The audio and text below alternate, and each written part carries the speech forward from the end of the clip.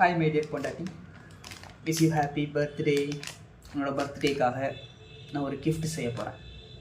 இந்த கிஃப்ட் வந்து சாதாரணமாக தான் இருக்கும் பார்க்குறதுக்கு, பட் அதோட வேல்யூ ரொம்ப ஜாஸ்தி. ஏன் அப்படி கேட்டிங்க அப்படின்னா, இந்த கிஃப்ட் வந்து கடையில் வாங்கினதோ இல்லை கஷ்டப்படாமல் கிடைச்சதோ கிடையாது. நம்ம டைம் ஸ்பெண்ட் பண்ணி கஷ்டப்பட்டு அதுக்குன்னு மெனக்கெட்டு நமக்கு பிடிச்சி நம்ம செய்கிற ஒரு விஷயம். ஸோ இதோட வேல்யூ வந்து எப்போவுமே ஜாஸ்தியாக தான் இருக்கும். நம்மளோட பாசம், அன்பு அதில் கலந்துருக்கும் அப்படின்னு நான் நம்புகிறேன். ஸோ என்னோடய ஒய்ஃபுக்காக நான் ஒரு கிராஃப்ட் பண்ண போகிறேன். இந்த கிராஃப்ட் என் பொண்டாட்டிக்காக நான் கொடுக்குற ஒரு கிஃப்ட். ஸோ 2 சார்ட் வாங்கியிருக்கேன்.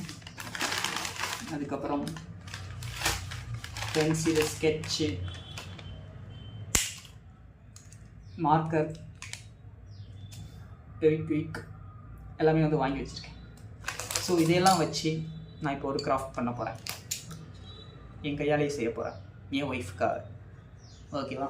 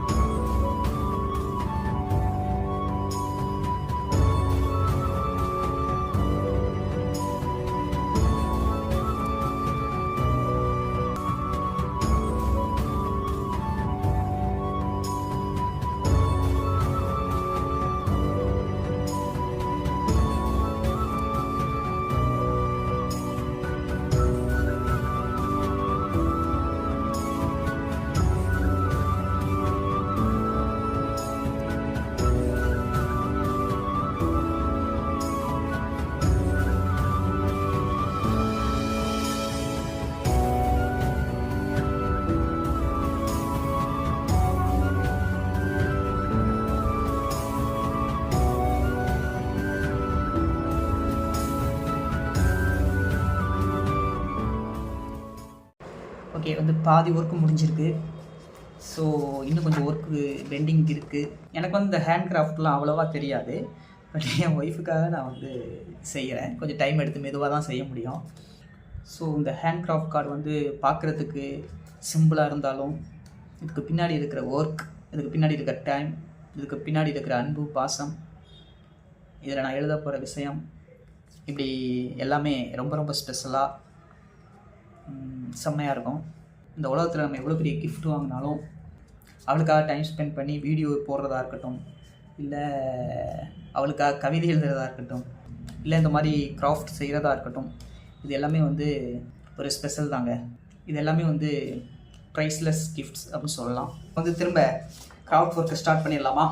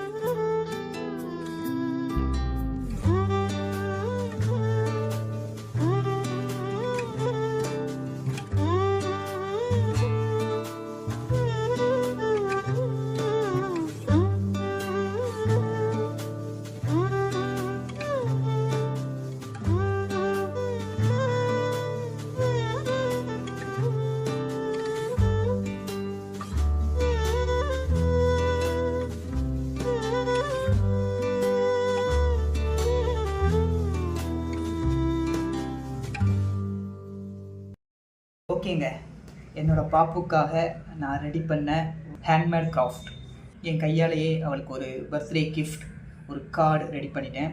நான் என்ன தான் வந்து காசு கொடுத்து ஏதாவது கிஃப்ட் வாங்கி கொடுத்துருந்தாலும் இது செஞ்சுட்டு இதை வந்து அவளுக்கு கிஃப்ட் கொடுக்கும்போது வர சந்தோஷம் வந்து வேறு மாதிரி தான் இருக்கும் கண்டிப்பாக. ஸோ எனக்கு ரொம்ப சந்தோஷமாக இருக்குது.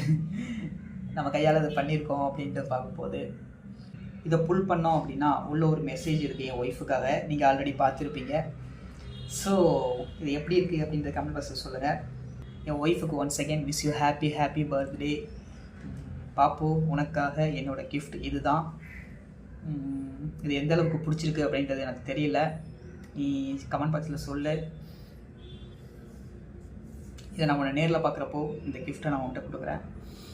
ஓகேவா? Love you Pappu, love you. Bye.